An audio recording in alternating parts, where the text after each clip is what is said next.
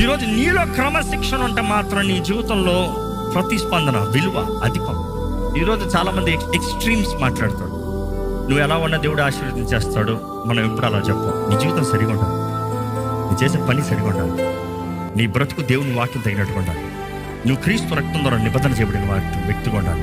ఆయన ధర్మశాస్త్రము ప్రకారం జీవిస్తే ఆయన వాగ్దానం చేసినవన్నీ నెరవేరుస్తాడు. అందులో ఆశీర్వాదాలు ఉన్నాయి. దేవుడు స్వస్థపరుస్తాడు, ఆశీర్వదిస్తాడు, మేలు చేస్తాడు, సన్నిధిని ఇస్తాడు, తోడు ఉంటాడు, బలపరిచి నడిపిస్తాడు, అద్భుత కార్యాలు చేస్తాడు. దేవుడు నిన్న నేడు రేపు ఏకరీతిగా ఉన్న దేవుడు, మారని దేవుడు. ఎందుకంటే దేవుడు ఎవరి కోరినా ప్రతిదీ చిన్న ప్రారంభంలే.